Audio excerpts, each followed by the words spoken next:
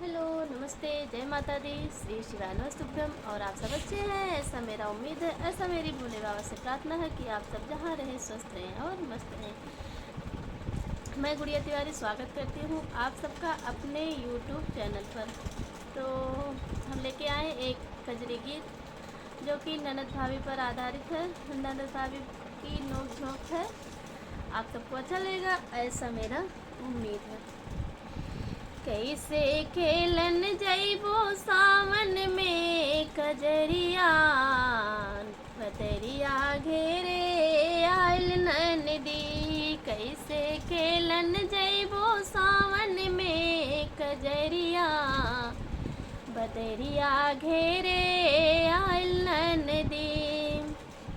तू तो जात हऊ अकेली संग सखी ना सहेली। तू तो जात हऊ अकेली संग सखी ना सहेली। छैला रोक लई है तोहरी डगरिया, बदरिया घेरे आइल नदी। छैला रोक लई है तोहरी डगरिया, बदरिया घेरे आइल नदी।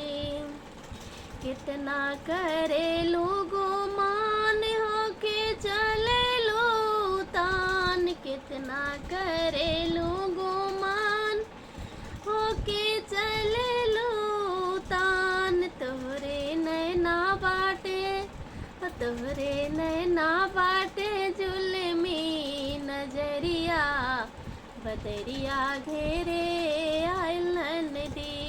कैसे खेले जइबू सावन में कजरिया, बदरिया घेरे आइल नदी।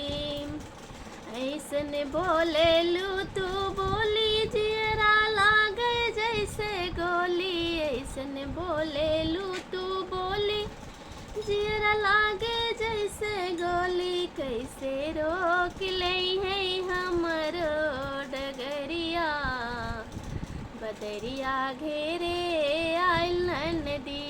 कैसे रोक लई है हमरो डगरिया, बदरिया घेरे आइल नदी। कैसे खेले जइबू सावन में कजरिया, बदरिया घेरे